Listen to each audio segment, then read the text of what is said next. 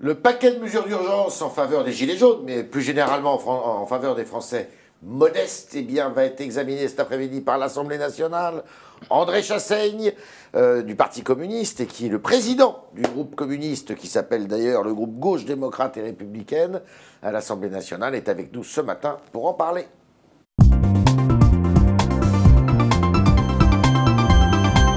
André Chassaigne, bonjour. Bonjour. Alors, il y a ce paquet, les mesures d'urgence, on les connaît, à caractère fiscal. Pourquoi vous allez voter contre? On va voter contre en conscience que 10 milliards, c'est beaucoup, bien sûr. Ah, c'est beaucoup. Oui. Ça ne se trouve pas sous les sabots d'un cheval. Ouais.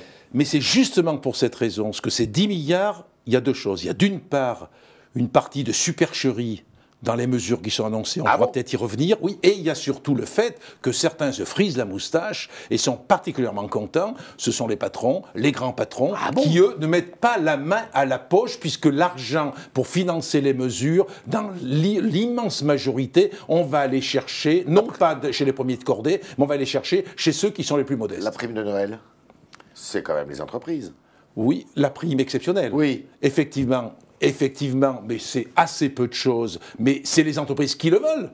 Ouais. C'est-à-dire c'est du facultatif. D'accord. C'est-à-dire quand on demande aux entreprises, nous on pense que par exemple les entreprises de plus de 250 salariés, ça aurait pu être obligatoire. Si je suis votre raisonnement, vous dites l'État va abonder sur ces 10 milliards, mais en fait il va abonder avec de l'argent qui est déjà donné par les Français, c'est ça? Voilà, il va abonder de deux façons.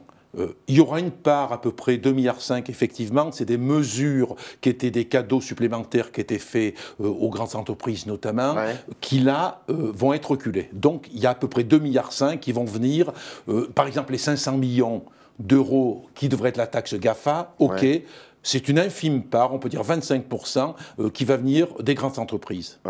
Pour des mesures que l'on recule, qui étaient un plus qu'on donnait cette année. Le reste, ça sera quoi? Ça sera pris sur la réduction des dépenses publiques, c'est-à-dire des coûts qui vont être portés encore aux services publics de proximité, et ça va être pris on ne sait où, parce que c'est le grand n'importe quoi. Ils cherchent actuellement. Vous savez, ils cherchent actuellement où ils vont trouver l'argent. Oui, d'accord, mais ça fait quand même 6 semaines que vous avez des Français qui crient leur colère et tout ça. Bah, si vous ne votez pas les mesures qui peuvent un peu améliorer leur ordinaire, on ne comprend plus rien. C'est un débat qu'on a eu, mais ce que l'on dit, c'est que d'abord, ces mesures ne répondent pas aux exigences qu'avaient les Gilets jaunes et que nous avions. Prenons l'exemple du SMIC. Il n'y a pas une augmentation du SMIC. L'augmentation du SMIC, il n'y a pas d'augmentation du SMIC. De la feuille de paie par foyer à partir de la prime d'activité. Pour 50% des SMICards, il y aura une augmentation. Oui, mais ça veut dire que les autres, mais les autres 50% autres qui sont smicards n'auront pas d'augmentation parce que le foyer fiscal. D'accord. Peut-être, ou une femme d'ailleurs qui gagne peut-être plus. C'est pas une raison parce que le SMIC, en plus de ça, c'est aussi des points pour la retraite, c'est aussi des avantages différés. Or, actuellement, c'est pas une augmentation du SMIC, sinon l'augmentation normale qui était prévue, mais c'est par la prime activité une forme de supercherie qui répond. Bien sûr qu'on le dira. D'accord. Par ailleurs, eh bien, les fonctionnaires là-dedans, qu'est-ce que vous en faites? Est-ce que les fonctionnaires ne sont pas touchés par ces mesures?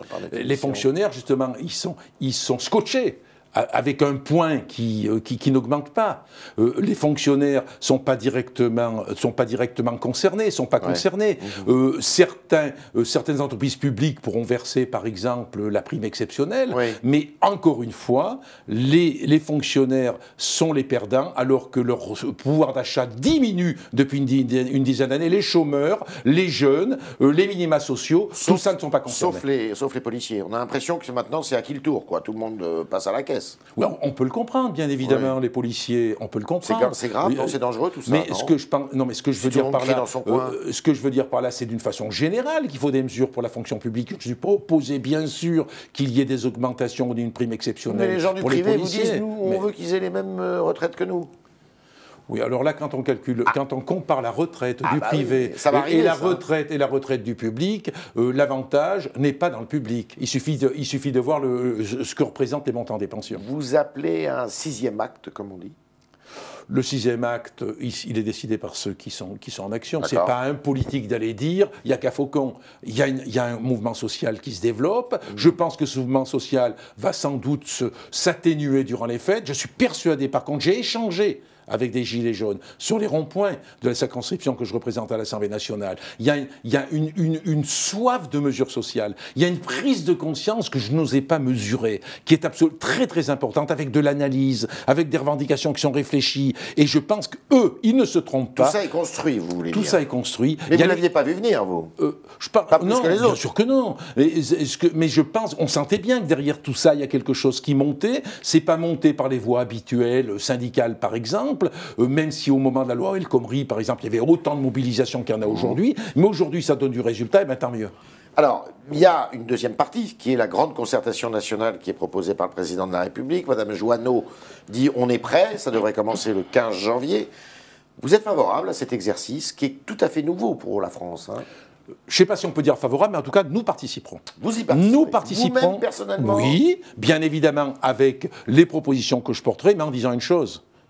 Vous savez, si on ne touche pas au Grisby, si on ne va pas chercher l'argent là où il est, on pourra annoncer toutes les mesures que l'on veut, ça ne sera en fait que de la poudre au Grisby. Je veux toucher au Grisby, des grandes fortunes, des multinationales. Si on ne touche pas au Grisby des grandes fortunes, eh ben ça veut dire retour de l'impôt sur la fortune. Impôt sur la fortune, c'est indispensable. Un impôt progressif avec plus de tranches d'impôt, c'est indispensable. Et avec un impôt sur les sociétés qui ne pénalise pas les petites et moyennes entreprises en exonérant les multinationales. Voilà pour résumer. D'accord. Et parce que vous trouvez qu'il y a une distorsion énorme entre les grandes entreprises et les petites entreprises. Mais bien sûr, je suis comme la plupart des élus dans ce pays, en contact direct avec des artisans, des commerçants ou des patrons de PME, de petites et moyennes entreprises. On voit bien que c'est des entreprises qui ont des difficultés, c'est-à-dire elles ont besoin d'accompagnement, elles ont besoin d'être suivies dans leur développement. Qu'est-ce que vous attendez de cette grande conférence nationale ? Qu'est-ce qui doit en sortir? J'espère que la parole se libérera. J'espère qu'au niveau, par exemple, de mesures pour développer la démocratie dans notre pays, il en sortira quelque chose. Mais je ne me fais pas d'illusions au niveau social, sur les apports qu'il pourra y avoir. Parce que si on n'a pas l'argent, si on ne va pas chercher l'argent d'un côté, ce pouvoir ne veut pas aller chercher l'argent où il est. S'il n'y a pas l'argent, je ne vois pas comment on peut satisfaire les plus modestes. Mais plus vous allez chercher l'argent, plus cet argent, il va fuir, il va aller à l'étranger. Ça, j'y crois pas. Ça, c'est du pipeau libéral. Les statistiques sont là. C'est du pipeau libéral. Les statistiques sont là. Non, les statistiques, il n'y en a pas. Eh bien, dans ce cas-là, j'ai la réponse. 70 milliards d'évasion fiscale par an. J'ai la réponse. On va déposer une proposition de loi. Fabien Roussel, le secrétaire national du Parti communiste, sera le premier signataire, où c'est à la source. On pénalise, on fait payer l'impôt à la source, notamment ces grandes multinationales qui balancent le fric ailleurs. D'accord. Vous êtes favorable au référendum d'initiative citoyenne? Je suis favorable au référendum d'initiative citoyenne, mais je pense qu'il... C'est l'auberge espagnole un peu, non? Voilà, on peut y mettre de mais tout, dans l'article 11 actuel de la Constitution, il est quasiment infaisable. 4 500 000 signataires. Donc il faut changer la Constitution. Il faut faire évoluer. Nous, on a déposé déjà des amendements en commission dans le cadre de la réforme constitutionnelle. C'était retoqué par le gouvernement. J'espère qu'avec le mouvement des Gilets jaunes, ils vont revenir dessus. Nous, on proposait 500 000 signatures. Il faut y mettre des garde-fous. On proposait 500 000 signatures, mais le fait de... si on a une volonté de référendum citoyen, il faut donner les moyens aux citoyens de se mobiliser. Est-ce qu'il faut un filtre parlementaire, par exemple? 500 000 signatures de citoyens, et puis après, est-ce qu'il faut qu'il y ait une commission parlementaire qui dise, bon, c'est acceptable ou pas? Oui, peut-être, compte tenu de la question, pas opposé, mais à condition que ça ne soit pas un filtre comme aujourd'hui, où il faut, je crois, 185 parlementaires, en plus de 4 500 000 signatures. Ça, c'est pas un référendum citoyen. Il faut qu'on fasse évoluer ça dans le cadre de la réforme constitutionnelle à venir. Et sur quel champ de sujets? Ça, les sujets... Bon, légalisation du cannabis, par exemple? Moi, je pense qu'au niveau... Non, je ne suis pas favorable à ce qu'on mette tout et n'importe quoi là-dedans, bien évidemment. On ne peut pas mettre tout et n'importe quoi. Il faut qu'on cale les sujets. Je ne peux pas le dire aujourd'hui, mais il faut les caler. Autre mesure qui pourrait être favorable, justement, à un dialogue supplémentaire, c'est la proportionnelle. Ah, bien sûr, nous, on porte la proportionnelle. L'exécutif voulait le porter à 15% de proportionnelle. Très insuffisant. Qu'est-ce que vous demandez, vous? Moi, vous voulez une proportionnelle intégrale? Le Parti communiste français demande une proportionnelle intégrale. En ce qui me concerne, je parle à mon nom, je suis un peu plus nuancé. Je préférerais dans ce cas-là une proportionnelle intégrale qui soit un peu territorialisée, par exemple au niveau des grandes régions. C'est pas un peu usine à gaz, ça? Non. Par exemple, c'est-à-dire qu'on peut définir des grandes zones. Ça, c'est une possibilité. Mais si on a une proportionnelle intégrée au scrutin, uninominale, comme c'est le cas aujourd'hui sur les circonscriptions, je suis pour ma part très admiratif du système allemand. Vous avez des députés qui sont des députés de circonscription, qui sont élus sur des territoires, par les populations de ces territoires, et vous avez une proportionnelle qui est de rattrapage, c'est-à-dire qui permet de récupérer le manque à gagner des partis qui n'ont pas d'élus directement. Et ça, c'est satisfaisant. Moi, ça, c'est un avis complètement personnel, c'est pas l'avis qui est porté par mon parti, qui lui est davantage favorable à une proportionnelle intégrale.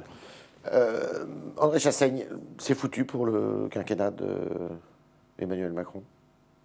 Il faudrait vraiment qu'il fasse une sacrée révolution culturelle. On ne va quand même pas l'envoyer à la campagne pour se ressourcer il peut pendant réformer plusieurs encore mois. J'en doute beaucoup parce qu'il peut réformer à une condition.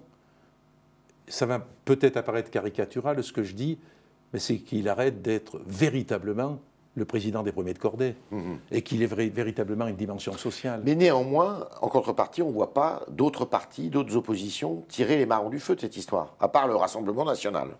Oui, mais c'est bien pour ça que je suis de ceux qui disent qu'il faut reconstruire une gauche qui soit une gauche de combat. Je considère que le changement ne se fera pas derrière un seul mouvement. Il faut qu'on retravaille ensemble, non pas par une démarche programmatique de sommet, mais à la base, sur des actions, sur des rassemblements, et c'est à partir de là qu'on fera émerger une gauche de combat et de transformation. Et ça, c'est possible avec votre nouveau patron du PC? J'en suis persuadé. Monsieur Fabien Roussel? J'en suis persuadé. C'est beaucoup mieux que je ne vais pas Pierre Laurent porter de jugement de valeur, mais je pense qu'on avait besoin de se renouveler. Je ne remets pas en cause Pierre Laurent, qui a été un excellent secrétaire national, qui a beaucoup d'humanité et d'intelligence, mais je crois que c'est bien dans un parti qu'on puisse renouveler régulièrement. Alors vous alliez avec qui? Parce que vous dites on ne peut pas, il faut que ça soit la base. Je pense qu'on a l'exemple de ce qu'on fait à l'Assemblée nationale. Vous tournez plutôt vers Mélenchon ou vous tournez plutôt vers C'est vrai Olivier que Faure? sur les questions de proposition, il faut reconnaître qu'avec une culture différente, avec un style différent, une façon de faire différente, on est assez proche des propositions que porte la France Insoumise. C'est pas votre copain pourtant, pas Mélenchon. On n'est pas dans le copinage, là on est dans la construction politique. Et avec les socialistes, on se retrouve aujourd'hui aussi sur des propositions communes. Encore faut-il que les socialistes, ces propositions communes, ils ne les aient pas uniquement quand ils sont dans l'opposition, qu'ils puissent les avoir quand ils sont au gouvernement. Yann Brossat va conduire la liste. Excellent candidat. Excellent candidat. Est-ce que cette liste pourrait se fondre et s'associer avec d'autres forces politiques? Je l'espère, mais à condition. Je ne suis pas très favorable à un accord avec de sommet. Écolos, oui, mais avec je suis pas les socialistes. je ne suis pas favorable à des accords d'appareil. Par exemple, Yann Brossat et Ségolène Royal. Non, je pense que les accords d'appareil ou même les accords de personnalité emblématiques, moi je n'y crois pas. Je crois qu'au contraire, nous on a fait le choix d'avoir une liste qui va être conduite par Yann Brossat. Maintenant, il faut qu'on l'élargisse. On va par exemple avoir des gilets jaunes dedans. On aura des syndicalistes. J'ai pas le nom encore. Je peux pas je le connais pas. Vous allez accueillir des gilets jaunes. Non, attendez, on va accueillir des gilets jaunes, comme on accueille des cols bleus, comme on accueille des blouses blanches, ou comme on accueille des paysans en combinaison verte. Donc notre objectif, c'est d'avoir une liste qui est très ouverte. Les gilets jaunes peuvent en faire partie avec d'autres. Et Ségolène Royal? Ségolène Royal, j'ai aucun a priori comme Ségolène Royal, mais je ne pense pas qu'on se retrouverait forcément en ce qui concerne l'Europe. D'accord. Donc c'est fini, tout sauf Mélenchon? J'ai jamais dit tout sauf Mélenchon. J'ai dit il n'y a pas Mélenchon seul, c'est pas le seul au milieu d'une galaxie.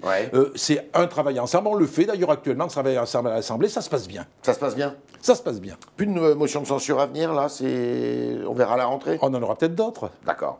André Chassaigne est parmi nous, sénateur du Parti communiste. Député, camarade. J'ai dit sénateur. Député. Député du Parti communiste. Et comment? C'est même plus que ça. Patron des députés communistes à l'Assemblée nationale. Et Jérémy Pontieux qui nous rejoint.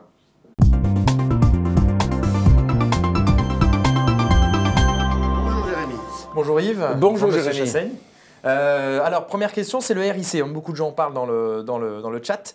Dans un pays aussi instable... RIC, référendum d'initiative. C'est important de le préciser. Dans un pays aussi instable et tempétueux que la France, faciliter l'usage du référendum, loin d'apaiser les esprits, ne fera que les échauffer et nous mettra en campagne permanente. C'est un internaute qui nous dit ça. Et Rustine se montre sceptique. C'est un risque, lui aussi. Mais moi, je suis pour un bouillonnement démocratique. Parce que le bouillonnement démocratique, il permet de faire émerger des solutions à des problèmes qui se posent, que la société société interpelle. Mais souvent, les passions prennent le dessus sur la raison. Non, mais bien sûr, tout ça il ne s'agit pas d'en faire tous les 4 matins. Il faut qu'on cale ça, comme on le disait tout à l'heure. Mais je pense qu'il faut plus de démocratie dans ce pays. C'est fini, cette démocratie délégataire, où des élus, pendant 5 ans, estiment qu'ils ont des comptes à rendre à personne. J'estime que les élus ont des comptes à rendre, et les référendums permettent aussi de rendre des comptes. Y compris référendum révocatoire, c'est une des demandes de la France Insoumise. Alors là, je suis beaucoup plus dubitatif par rapport à ça. Qu'est-ce qu'on appelle révocatoire? Si tous les 4 matins, on peut dire le député parce qu'il n'a pas voté de bonne façon, voilà.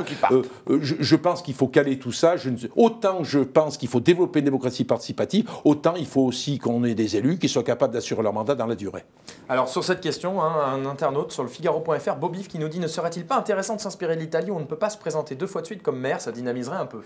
Vous seriez pour?